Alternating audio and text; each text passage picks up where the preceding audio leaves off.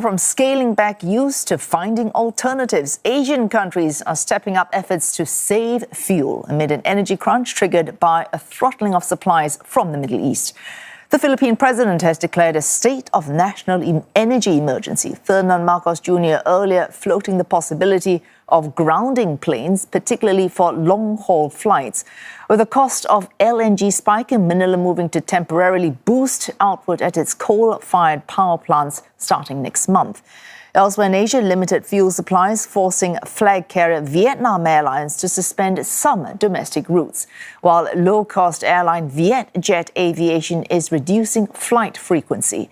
Officials also seeking support from Qatar, Kuwait, Algeria and Japan. South Korea's president is calling for a preemptive emergency response. A 5-day vehicle restriction system across the public sector will start tomorrow. Authorities also accelerating plans for a $16.6 billion supplementary budget. They could also look at restarting nuclear reactors to secure power supplies. 지금은 재정을 아끼는 것보다 어렵고 필요한 것에 신속하게 그리고 효과적으로 투입하는 것이 무엇보다 중요하겠습니다. Japan tapping deeper into oil reserves following the closure of the Strait of Hormuz. The Prime Minister saying Tokyo will release more from its strategic stockpiles and draw on joint reserves held with Gulf nations. Japan relies on the Middle East for about 95% of its oil and has some of the world's largest reserves. こうした措置を通じて経済活動への影響を最小限に抑えるべく全力で対応してまいります。なお、電気・ガスの料金については2ヶ月から4ヶ月前の燃料輸入価格を参照して決定されることが一般的であり、料金が直ちに上昇することはないと認識しています。Long queues at gas stations in Cambodia's capital. Local supplier Sokimax says it will suspend sales from the 1st of April. Prime Minister Hun Manet has urged the public to conserve fuel by limiting their travel. Meanwhile, China is dialing back on planned fuel price hikes to help drivers cope. Gasoline and diesel prices had been set to rise sharply, but adjustments have cut the increases nearly in half. Despite its reserves, Beijing has shown signs of caution to manage its supplies, at least in the short term. Meanwhile, no clarity over where talks might be on an end to war in the Middle East, with conflicting accounts from both the US and Iran. Tehran denying claims by the US president of productive discussions, describing Donald Trump's remarks as, quote, fake news designed to lower energy prices. Tehran also confirming it had received talking points or messages from what it called friendly nations. How these could lay the groundwork for eventual talks with the US to end the war. Neither side, though, letting up on the battlefield. Iranian media carrying reports of US-Israeli attacks on power infrastructure in 2 cities. This is hours after Mr. Trump said he was walking back from the conflict. The Israeli military has launched fresh attacks on the main security headquarters of Iran's elite Revolutionary Guard. Tehran returning fire with a direct strike in an upscale neighborhood, with police confirming use of a warhead. This is, of course, in Tel Aviv, carrying about 100 kilograms of explosives. First responders say at least 4 people received treatment for light injuries as authorities continue to search for survivors. Feels that you're a duck, and waiting to the missiles to hit you or someone next to you.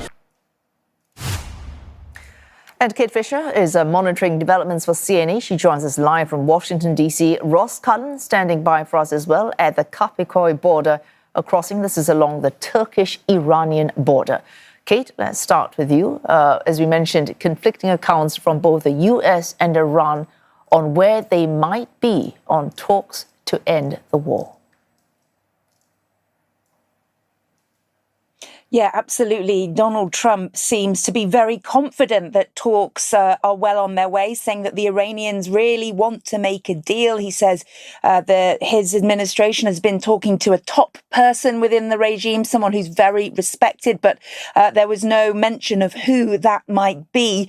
He was also saying that they've already agreed around 15 points, and that 1, 2, and 3 of those points are that Iran would not have a nuclear weapon. So Donald Trump very positive and confident about these talks, whereas the Iranians have denied any such talks happening at all. Reports here that the person that Donald Trump is talking about in the Iranian regime, that his administration is talking with, Mohammad Ghalibaf, he is a respected member of the regime. He is the parliamentary speaker. Well, he has denied any of this as well. So, as you said, very hard to know where the truth quite lies here, but it is clear that Donald Trump is looking for an off-ramp here, and perhaps his very positive talk is about trying to get those markets under control and trying to bring down the price of oil. Ross, you're on the border between Iran and Turkey.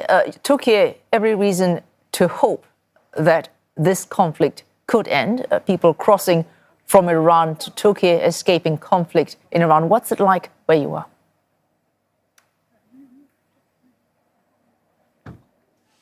Yeah, that's right, Wei Su. This is one of the main border crossings, one of only 3 that go between Iran and Turkey. We've been here for a couple of hours and we've seen lots of traffic coming this way into Turkey. But I'll also point out this side is of people going back into Iran. And we've seen hundreds of people going into Iran, going to visit their family, going back for work, maybe it's come to the end of some time away. Perhaps they spent 2 or 3 days on vacation in Turkey. There was one man who actually lives in Qatar, but he said he really wanted to come back to see his family. So we are seeing people going in both directions, which is an interesting in itself as well. And there are people who are willing to speak to us and people who are not as well because of fear of possible reprisals by the regime. Turkey diplomatically has been making the rounds in terms of the calls that it's been making. The foreign minister has been speaking to his counterparts in Saudi Arabia, Pakistan,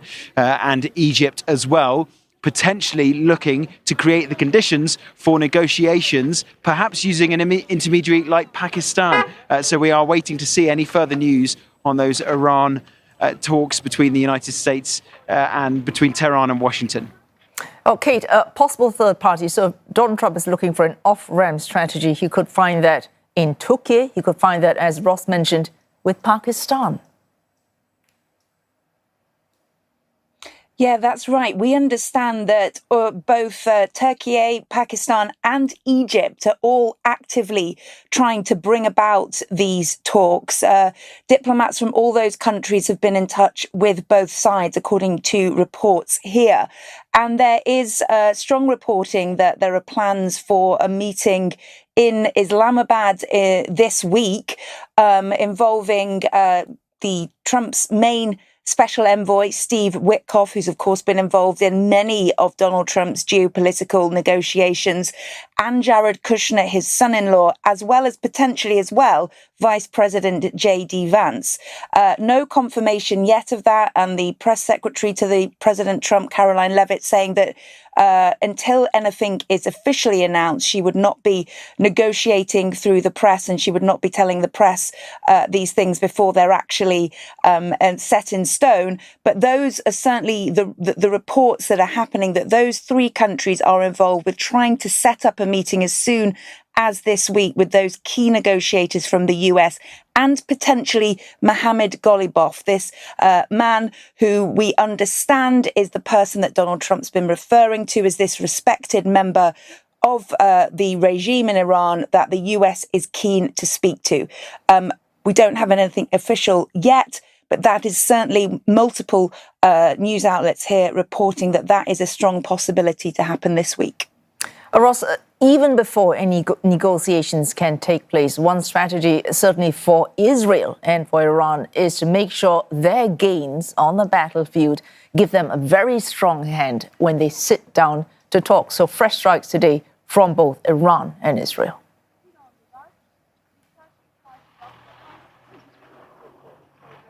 Yeah, that's right. Iran have hit the Kurdish Peshmerga force in Iraq. They've also fired missile towards Tel Aviv. Israel have been hitting back against Iran's ally Hezbollah in Lebanon, and some members of the cabinet in Israel are now even talking about the possibility of seizing territory permanently, moving Israel's border north and taking a chunk of Lebanese territory. That certainly would be the kind of move that you're talking about, to try to create a position of strength from which Israel can potentially take part in negotiations.